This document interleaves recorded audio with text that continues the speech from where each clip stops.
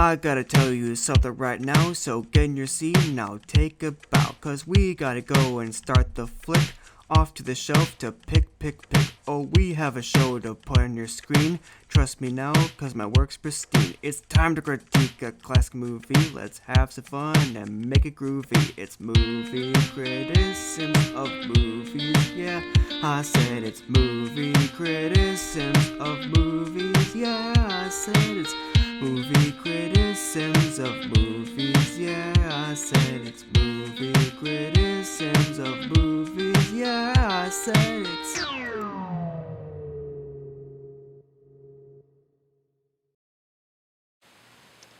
Hello everyone. Evan&AudreyS here. And I'm Luke Lixar.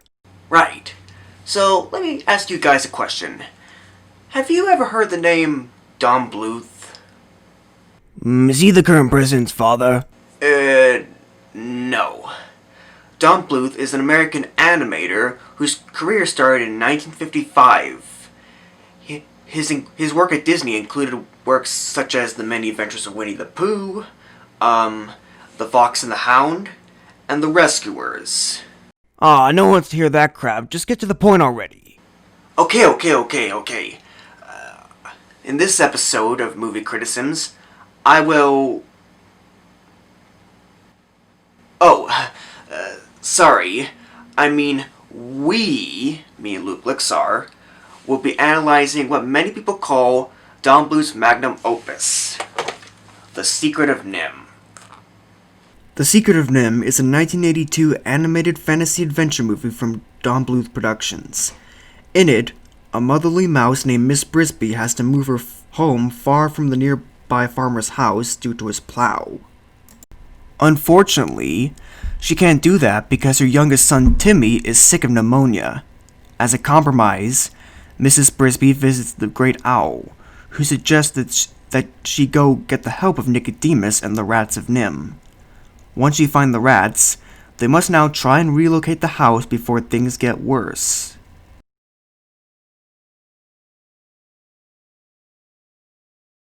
So, is this movie really that great? Well, for the most part. It may have a lot of quality to it, but it's not flawless. Let's start by giving it some praise.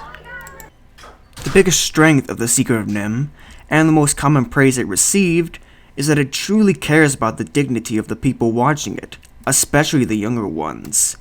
It believes that children are patient, smart, and brave enough to deal with disturbing moments and take in complex ideas and themes.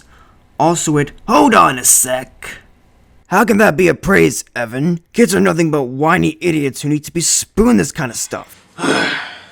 Okay, I'm only gonna say this once, Luke. Children are not stupid, impatient morons. They have the intelligence required to take in and interpret complex ideas. I mean, what were some of the kids' movies you saw as a child, Luke? I beg your pardon? Answer the question. Oh, I don't know. Wall-E, Beauty and the Beast. Well, how did those movies give you information? Well, they used a lot of silent animation. And did you still watch and enjoy them? Yeah, but... See? That's my whole point. Even through the slow, quiet scenes in a movie, you still enjoy them. What? Oh, I get it. Great! Now, anyway... I also really like the climax for the movie. It's intense, climactic, and has a clear direction. I just have one teeny problem with the film, and that's one scene in it. It's when Mrs. Brisby tries to stop the approaching plow with the help of her sister, Auntie Shrew. My problem with it is the fact that in the end, Auntie Shrew is the one that stops the plow, not Mrs. Brisby. Why? This could have helped to build up Brisby's courage and foreshadow her ultimate act in the climax. What was the point of having her over-the-top sister save the day?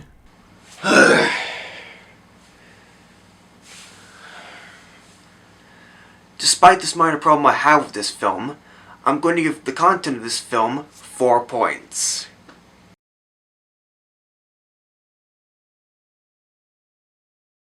Mrs. Brisby is among one of the most likable and relatable heroines ever made to me.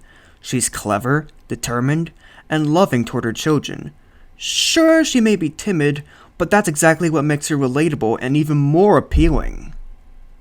Jeremy, a talking crow who Mrs. Brisby meets, serves as the movie's comic relief.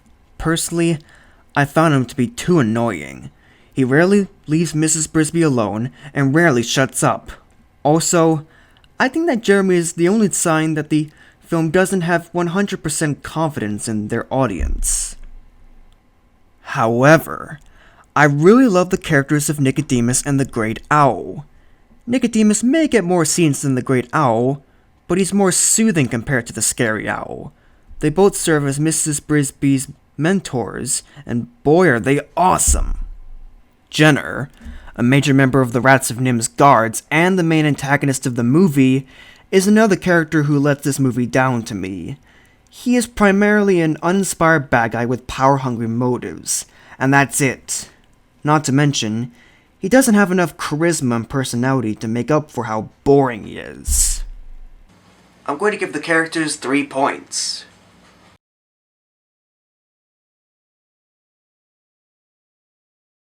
As for the animation of The Secret of NIMH, what can I say? It's Don Bluth!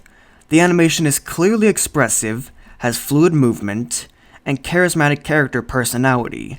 I especially love this shot of the farmer and his plow. The way it moves, and the fact that we can't even see the farmer's face, makes the shot so intimidating that I find it to be scarier than the Great Owl. I'm going to give 5 points to the animation for this movie.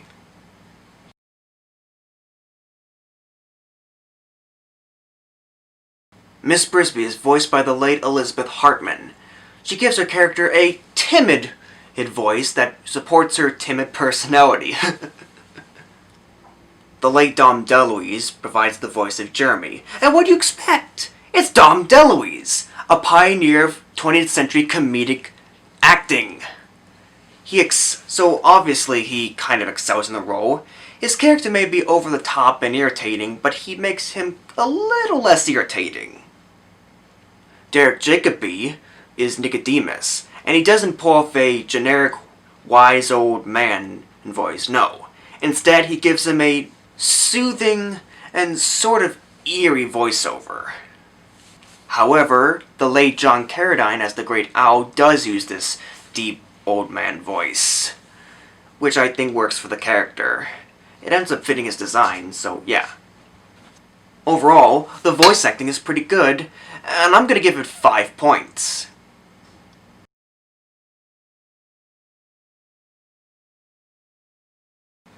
All I can say about the music for this film, which was composed by the late Jerry Goldsmith, is that it's pretty noticeable. And it fits the tone of the story very well. If you ask me what was the best part of the music, in other words, what's the best scene with the best music, I'd say the scene where Nicodemus is telling the secret of NIMH to Miss Brisby in the middle of the movie, because that's the one I remember the best. I'm going to give 5 points to the music for the secret of NIMH.